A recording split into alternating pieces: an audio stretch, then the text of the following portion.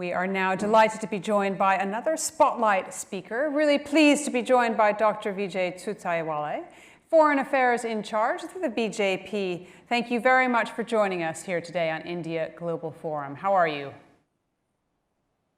I'm quite good. Thank you very much for inviting me.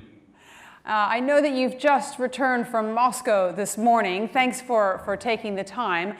Historic economic and defense ties between India and Russia are very well known, but I wonder how India's tilt in recent years towards the US is affecting that relationship. See, India-US relation and India-Russia relations are not a zero-sum game. We have quite a traditionally very good ties with Russia, and we would like to keep it and also nurture it further. We have several collaborations at every level: cultural level, education level, innovation level, and also now at a strategic level in the defense. So what I have found in my first Russia trip is enormous goodwill for India in Russia, and that is the biggest strength of our relations. There are many people who still love to learn Hindi, so there is emotional connect. Of course, as the time and as any two countries develop, they will have to rediscover new areas of partnership. But I don't see that anyway India-Russia relationship is adversely impacted because of our growing partnership with of America. Thank you. Your immediate neighborhood, Dr. Chauthaiwale, has seen a lot of turmoil in recent months, especially Afghanistan. So can you tell me how you're reading that situation and how it's affecting stability in the region? See, Taliban's takeover to Afghanistan has two dimensions. First is the humanitarian crisis that has created because of lack of food, medicines, etc., and having a formal government which can do the dealings with the foreign governments. And the second is, of course, the ideology and philosophy of Taliban. So we need to address it separately.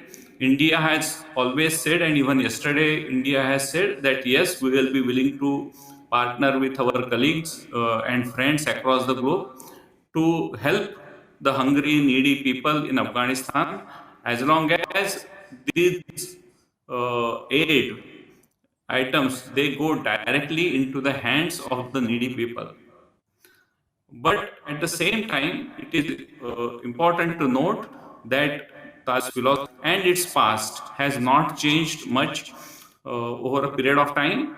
And we are extremely concerned because of the very imminent threat of extremism and terrorism that is likely to come from Taliban regime, Afghanistan, and also in between both the countries, there is a neighbor of us which is not very friendly with India and always supported cross-border terrorism. So keeping all these things into the mind, and on the top of that, the rights of minorities, especially rights of Hindus and Sikhs who are there in the large numbers, preservation of their culture, heritage, religious places, rights of the women and the girls students. These are all issues which are of extreme concerns to all of us. Any civilized world would like to address these concerns and have we should take a very principled stand on this. So these are some of the areas which we are very much worried, but as long as the humanitarian issues are concerned, we are willing to partner with our friends and colleagues across the globe to address the humanitarian crisis in Afghanistan. I know that you also hosted a political delegation from Nepal last week. It's a country with enormous ties to India, to the United Kingdom as well, including through the diaspora community. Its strategic importance now really appears to be growing. So I wonder if you could say more about how this relationship is evolving. Correct. See, India and Nepal have a centuries-old ties people can freely move without visa. We have a common heritage, culture, but at the same time, Nepal is a sovereign state. It has its own constitution, own system of ruling, and India respects it. So, further strengthening these ties, last month I went to Nepal on the visit of the ruling party, Nepali Congress, and I met uh, the leaders of all major political parties, including previous Maoists, ex-Maoists. And what I have found that there is again a strong willingness to work with India under the leadership of Prime Minister Modi and to resolve all the issues which are between two countries in a very amicable and peaceful manner. As a reciprocity, I invited the delegation from Nepali Congress. They came here, they spent 3 days in India. They understood how the largest political party in the world, BJP, functions. They have also met our senior leaders, including our party president, our foreign affairs minister, Dr. Jaishankar. And they also went to a couple of other cities in India, especially Lucknow and Varanasi. Some of the misconceptions that have been created due to lack of communication were instantly resolved, and I will give you one example.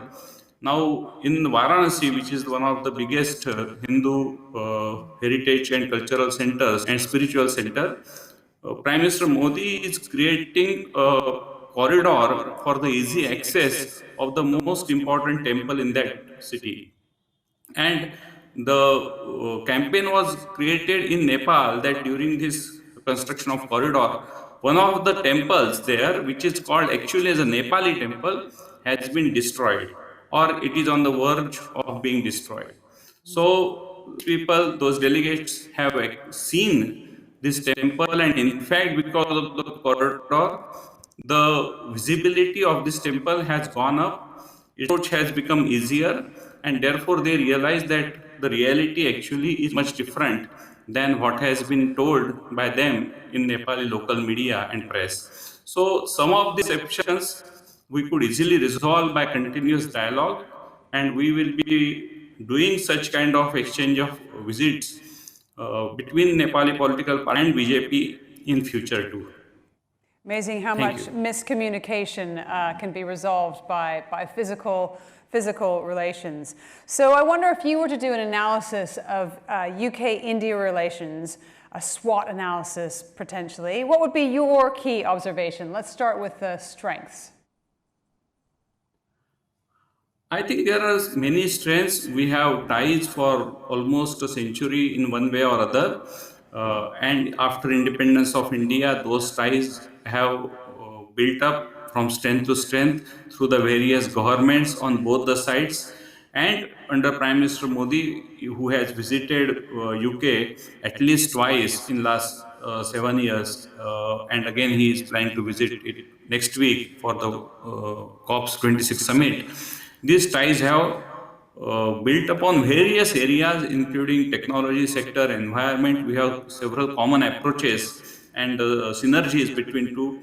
There is a huge Indian diaspora there, which is also a strength and between partnership of two countries. Thousands of Indian students are coming to UK for higher studies, and their experience also adds up to this relationship. And there is hardly any sector where both the countries are not partnering. And that is, I think, is the biggest strength of UK and India partnership. What about any weaknesses? What could be improved? I think there is always a scope for improvement. For example, in the area of education, more visas can be granted to Indian students, and also there is a issue which is partially addressed now is that Indian students who have received degree in UK universities, they were not allowed to.